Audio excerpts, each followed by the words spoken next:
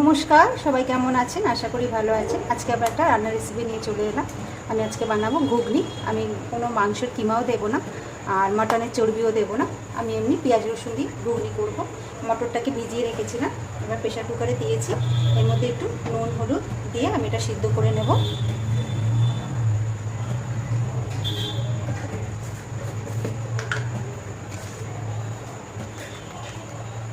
দিলাম একটু নুন,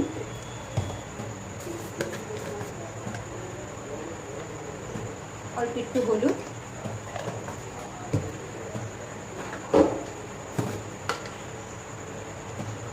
একটু লঙ্কার গুঁড়ি দেবো,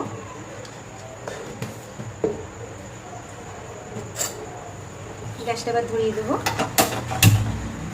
ঢাকাটা আটকে দেবো।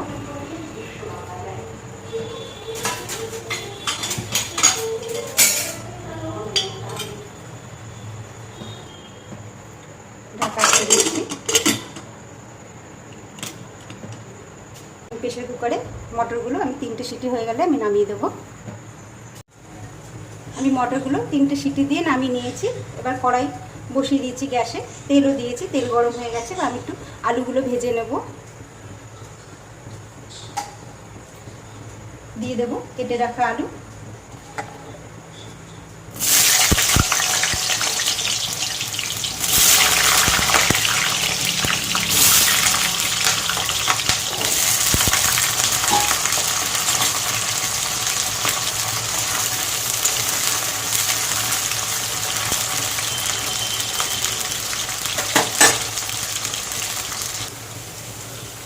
দিয়ে দেবো আলুতে একটু নুন আর একটু হলুদ দেবো। হলুদ,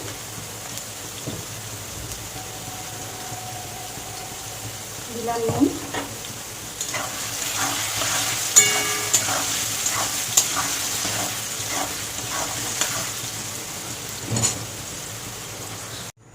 আমি আলু ভেজে তুলে নিয়েছি, দেখুন। এবার তেলে দিয়ে দেবো কটা গরম মশলা আছে, লবঙ্গ, দারচিনি আর এলাচ। এবার দিয়ে দেবো কটা সাদা জিরে ফোড়ন।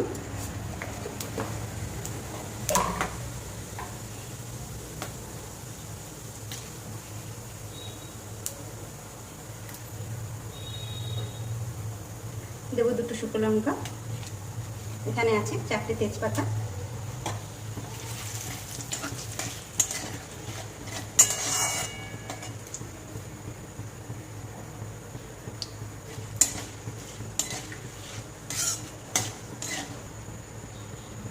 এবার দিয়ে দেবো কেটে রাখা পেঁয়াজ।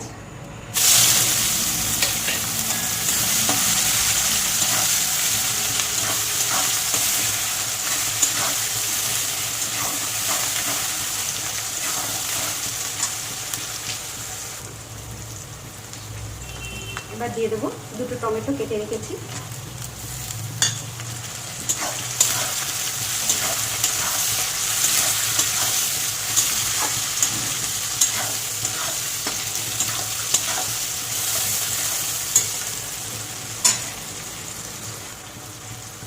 এবার দিয়ে দেবো আদা বাটা, রসুন বাটা।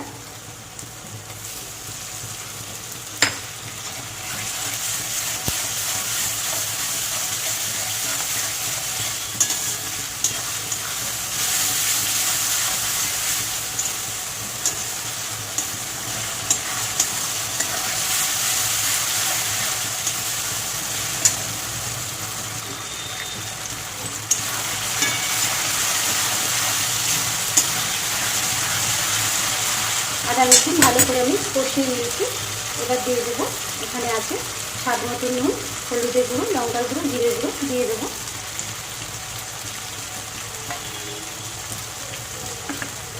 তেলেরটা দিয়ে একটু জল দিচ্ছি।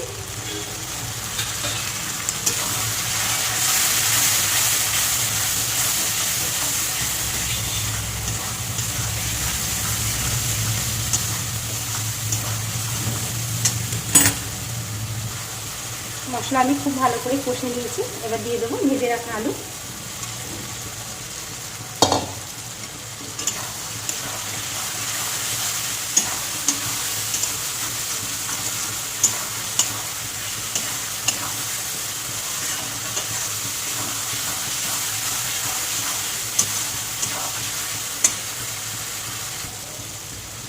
দিয়েও ভালো করে কষে নিচ্ছি। দেখি মশলার থেকে তেল ছেড়ে দিয়েছে।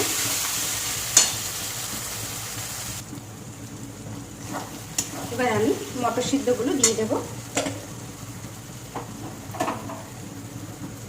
সিদ্ধ করা মটর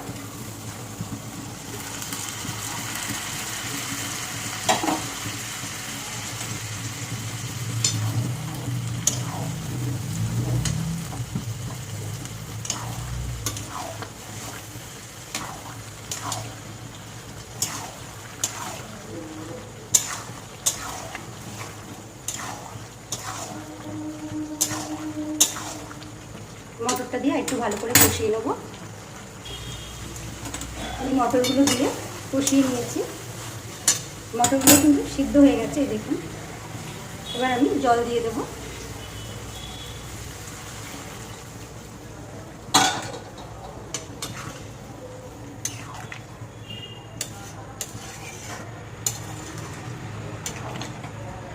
আর একটু জল দেব। আমি আর একটু জল দিয়ে দিয়েছি। এবার ঢেকে দেব। ঢাকাটা তুলে নেব।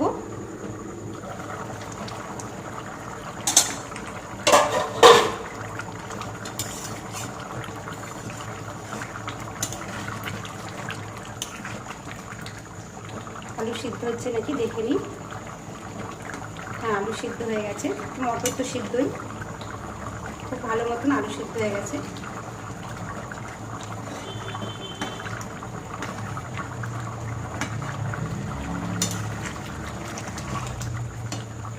এবার দিয়ে দেবো একটু চিনি, দেবো স্বাদ মতন একটু চিনি।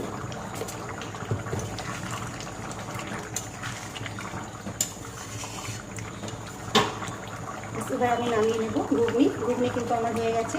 আমি এর উপরে আর কোনো গরম মশলা দেবো না, গুঁড়ো ধনে পাতাও দেবো না, এরকমই রাখবো। চলুন এবার আমি নামিয়ে নেব।